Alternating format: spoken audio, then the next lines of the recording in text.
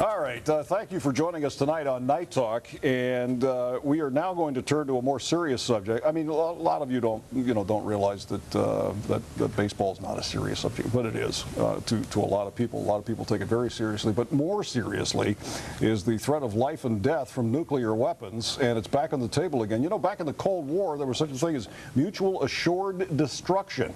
That was the Soviet Union and the United States. We had enough weapons to blow up the universe. And the idea was, well, if one of us launched a nuclear weapon, the retaliation was going to be so massive that neither one of us wanted to do that and risk our lives. But today, we're dealing with Islamic fascists who are willing to blow themselves up. So how in the world do you deter them? And if they get nuclear weapons, oh my God, here comes the apocalypse. There's going to be a conference at the University of Pittsburgh in the near future in October, put on by the Ridgway Center for International Security Studies, and I have two gentlemen from that organization with us right now.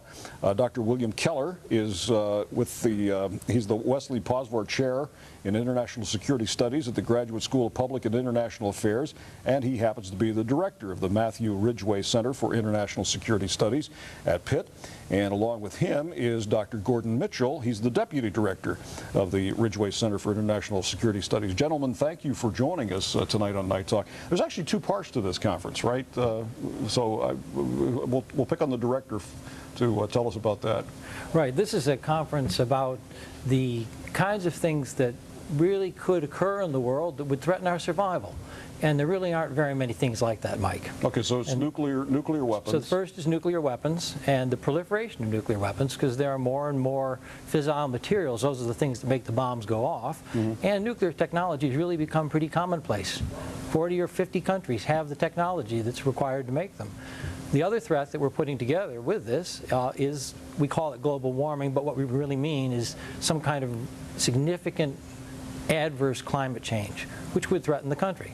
Otherwise, I can't think of much else that we have to worry about, besides taxes. Well, what about disease? I mean, I thought disease is now off the table. I thought that we were in danger at any minute of a pandemic of some sort. It is possible, but there's a big difference between, like avian flu. What happened to bird flu? Yeah, there's a big difference. We can usually do something about those things, but once a nuclear weapon's been launched, there's nothing you can do. Well, I think of the two. Now, Dr. Mitchell was going to talk about global warming, and I have a feeling he and I are going to fight a little bit about that. But let's start with the nuclear weapon. You can talk about that as well, right? Well, he's the starting pitcher. I'm the closer. Okay, so that's fine. That's fine. Well, okay, I'm on a short-term contract here. Yeah. But I also want to give you.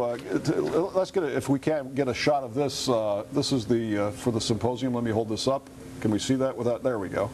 I think you can see that. Can you get that? Well, anyway, this is for the security. It's securing our survival, meeting the threats of nuclear weapons and global warming, and it's being presented by the Matthew Ridgway Center, and it's on October 13. Actually, sorry, 12 and 13. That's a Friday and Saturday. Okay. That's at the law school. Okay. So, and this is open to the public? Open to the public, yes. Okay. I mean, is this going to be like a lot of speeches and eye-glazing material here? Well, actually, we're bringing in some internationally known experts on these topics. They're pretty complicated. There might be a bit eye-glazing, but I think you can come away with knowing a lot more about whether it really is feasible to get rid of nuclear weapons or not. We're agnostic on that. We're not taking a position. Maybe you can get rid of nuclear weapons, maybe you can't.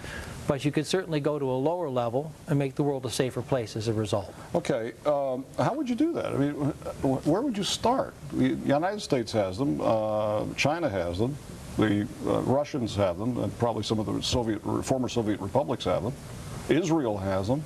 But, I mean, they haven't acknowledged it, but we've got Israel, India, and Pakistan, and 5 permanent members of the UN Security Council, and North Korea. And North Korea. So there is a precedent. South Africa had about 7 nuclear weapons, and they actually decided to dismantle them and get rid of them. And over the past 20 or 25 years, we've been able to negotiate, first with the Soviets and then with the Russians, to really cut the nuclear forces about in half. There was a point, Mike, when we had over 60,000 nuclear weapons in this world, and when you think that it only takes about 100 weapons to destroy everything, any country, and maybe the whole world. That few. That few. Think about it. What is Pittsburgh, the 36th largest city? Well, you only use 36 weapons, and you've got most of the population of the United States. So the idea is that nuclear weapons are becoming more dangerous, not less dangerous, because the technology is spreading out, and it's becoming conceivable that a terrorist group, such as Al-Qaeda, which is vowed to do this, could actually get enough fissile material, the stuff that makes them go boom, and assemble a rudimentary device, because it's actually pretty simple, straightforward technology, and destroy an American city. Now, what's the answer to this? First, we have to start to lock up the materials and lock up the weapons, and then to move the materials to safer places, because really they're all over the world, in many, many countries. And they're in warheads, they're in dismantled warheads, they're in what's called cooling ponds, to keep them cool so they don't heat up too much. Oh, all right, hold that thought. We'll continue here in a moment on Night Talk in just a few moments.